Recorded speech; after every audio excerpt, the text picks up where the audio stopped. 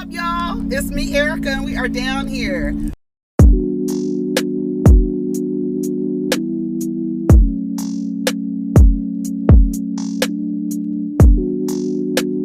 Peace, y'all. Take care of each other. Protect your energy. What's up, everybody? It's me, Erica, and we are down here for your Real Housewives of Orange County review. I would like to say that this episode was very, very boring. I checked out a few times. I don't know how my notes are going to be, but I literally checked out so many times on this episode. We start off with Noella talking to someone about, was that her mom? I don't know who that was. But saying that Sweet James was in town and he was at Maestro's and was spent $1,000, and she said, "I want to go down there." What you going down there for? He done told you he don't want to fool with you. Just leave it alone. Gina and Heather, they're flying private, traveling in style. Again, Gina looked like she had won a Real Housewives of Orange County contest to meet, Heather Dubrow. That's what it looked like when she was getting on that plane. Jen and Emily, they're talking, they were sitting on the beach talking about the situation with Ryan. And she says she feels like Ryan wants to be equal partners. And she was like, do I just give in? Do I just give in? She says she owns a house in Hawaii and he wants his name on it. Did I ever tell y'all that? When I was with my son's father, I bought a house. I did not put his name on it. My goal when I moved to Atlanta was to buy a house, and I bought one probably within the year of me being there. And within the year of me being there, I also met him, got pregnant, and then he went to jail. Okay, he went to jail. Like as soon as I found out I was pregnant, like the next month, he went to jail. And 4 months after that, I bought a house because I never stopped what my goal was. I never stopped working on my goal. So I bought a house. He wanted his name on the house. And ironically,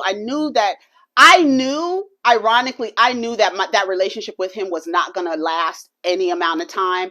I honestly gave us a 5-year. We lasted 3 years, a year and a half. He was not even in the relationship. He was incarcerated. So we were together a year and a half. And in 3 years, like literally, he wanted me to put him on my house. And I was like, what? No. So then when he came home from jail, he would not do anything that needed fixed in the house. He wouldn't do anything, even a washer on the damn faucet. He wouldn't fix it because his name wasn't on the house. And then when I would be like, that's why I didn't put your motherfucking name on the house, nigga, because you ain't shit. You ain't never gonna be shit. Your daddy ain't shit and your granddaddy ain't shit, I'm sure, if you even know the motherfucker. But at the end of the day, these men, they want something of yours. Don't do it, Jen. Don't do it. And I thought to myself, can you imagine if I had put his name on my motherfucking property? What? Oh my God! No! Absolutely not. I was crazy. I made some awful decisions in that relationship. But one thing I knew, you are not going to get close to my money. You're not going to get close to my property. You're not going to get close to my assets. Fuck that. Fuck that. So Emily, she says, it sounds like somebody who's ready to leave a relationship and wants some money. So put my name on your house. So when it's time to divide assets, I get a little bit of that house. Don't do it. Don't fucking do it. She says, I'm all for working on relationships. But like, what are you going to do if you leave the relationship? You're going to be running around looking at these guys driving in Lamborghinis with toupees on, trying to catch somebody. Ain't nobody got time for that. So Emily says that she's more so the type of woman who's willing to work on the relationship. Gina and Heather are having conversations. All I wrote down is that they were talking about their siblings, and Gina was talking about how her brother is smarter than her. She did go to college, but she wasn't an academic. She said her brother is just naturally smart.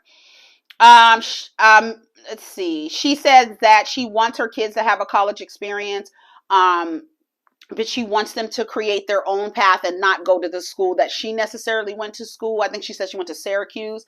They went up there to visit, to give them a tour. They went to Heather's sorority house. Y'all remember Heather Page Kent? That's Heather Page Kent, honey. She had a show on I don't remember what channel, but she was on a sitcom. And I remember Heather Page Kent being in all the teen Vogue magazines and the like Marie Claire's. Like, she was always in those teeny bopper magazines for the young girls. What was it? T17. I had all those magazines, 17, Marie Claire, all of those. Heather Page Kent was all up and through. So she said she moved to LA, met Terry, and the rest is history, honey. Shannon is going to have a cooking class at her house. She's all in her chef hat and everything. They talked about Gina being jealous of the relationship with Heather.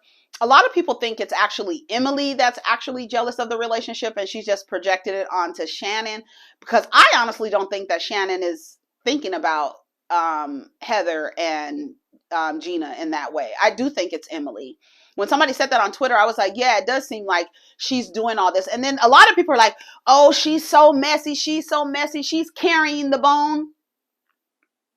Everybody, we know that they're holed into characters. And Emily is the bone character. Hello, meet Sheree. She's the bone carrier. She goes around and carries everything, right? Who's the bone carrier in Potomac? Margaret is the bone carrier in Jersey. Beverly Hill, who's the bone character? Who's the bone carrier? Kyle? Who is the bone carrier in Beverly Hills and in Potomac? Y'all tell me who's the bone carrier. But if Emily wasn't carrying the bones, y'all would have nothing to talk about. Let's just be honest. I love that she's going back and forth and telling the people what the other one said. But I do kind of agree that I think she's projecting. She might be jealous of the relationship with Heather and Gina. Shannon says that Gina needs to put a pin in it. And then Emily was like, what do you mean by that? And she was like, well, her ego is inflated. Put a pin in it. Deflate the ego.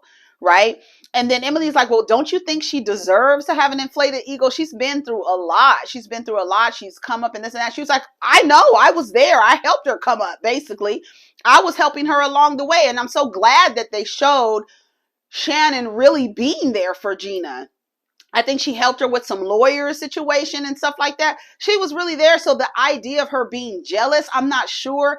It's either Gina wanting her to be jealous, wanting her to be jealous, or Emily projecting. I don't know, but I don't think Shannon has anything to do with this. I think it's all them. You understand what I'm saying? Maybe. Okay. So that when they were at the house, Jen, she's all dramatic and she says that Ryan might be moving out for a month. And then that's when Noella whispers to Emily and says, we all have our problems. But my thing is, why would you whisper that? Why wouldn't you just say it to her? Why create that environment? And then Noella, girl, this is your first season, right? What sisterhood are you talking about, girl? This is like a sisterhood. No, it's not. You don't belong to this, girl. You are really trying out. Is she at the intro? Is Noella in the intro, girl? This is a sisterhood. You just met these women. And the way that y'all been filming, it's been maybe 3 months, 2 months. Y'all not no sisterhood. Shut up. Shut up. Then they showed them jumping in the pool, having fun, drinking, Shannon taking off her clothes. Shannon does want contrived, fun moments to make the other women jealous. It's what they do. They've been doing it on OC for years. Not just the time that they showed that Heather was showing like they just want to have this fun thing. They want to make it seem like they're having more fun than they actually are. It's not authentic because I think with Vicky, Shannon, and Tamra, it was very much organic. What Shannon is trying to do with these women is not organic. Like when she was taking the picture, when they called Heather, they were either taking a picture or calling Heather on FaceTime, and she was like, put your hair caps on, you know, like get in character and make it seem like we're having a lot of fun. It's like, girl, relax. So they're jumping in the pool, having a good time or whatever. Jen sees a couples therapist. She says she has some unresolved issues. There's a pattern of rejection. And I really checked out. She started crying or whatever. And that's all I wrote down for Jen's scene. So y'all let me know what happened with that. So they're going to have dinner with Heather's mom, and we see she's a stick in the mud. Um, and we see that although Heather has a lot of traits like her mother, she can't stand her mom. It's so crazy. But did you see all the way she was cutting her eyes at her mother? Like, they were made to go to dinner once a week. They went out to dinner, whether you were hungry or not. The mom wanted everybody to get dressed. She was trying to create traditions, right? Sometimes the kids didn't want to go. Sometimes they weren't hungry, and she would make them go anyway. Heather does the same thing. She's not making the kids go out, but everything being particular, right? So even when the mom sat at the table, she told the server that the setting wasn't correct, like that pretentious. You know what I'm saying? It's like, girl, shut the fuck up. Girl, you're not at one of those restaurants. They were at Tao, right?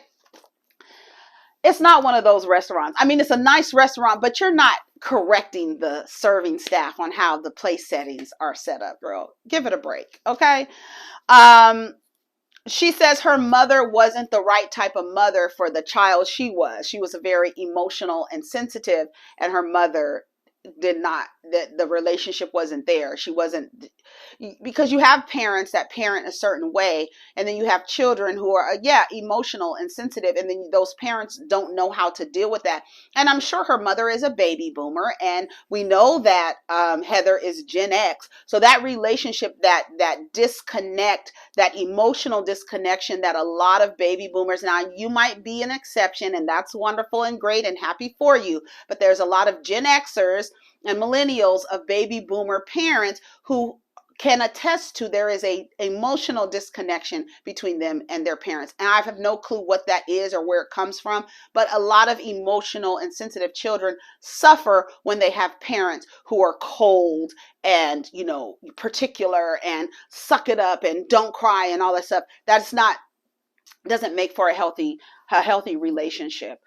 She says that she needs 12 hours of therapy or 12 years of therapy to discuss the situation between her and her mother. But you could see Heather was cutting her eyes at her mom. She was just like, and then her mother was like, see, and she was like, girl, it's a mess. So after everybody is done eating, Gina and Heather are having their after dinner drinks, and they're just talking about the women and stuff like that. And so either they call or they call them, but they get on the phone with the women, with Emily, and Emily tells them what happened at dinner and how, Shannon said that they had, that Gina needed to, deflate or stick a pin in it. And she was like, what does she mean about that? And the way that she delivered it, I mean, did she add anything to it? Did she leave anything out? Gina kept saying, she's not my friend. She's not my friend. But what Shannon was saying was the idea for you to even think that I'm jealous of you, stick a pin in it, girl. Relax. Ain't nobody jealous of what you got going on. Because truth be told, I got the same shit going on. We both got skincare lines going on.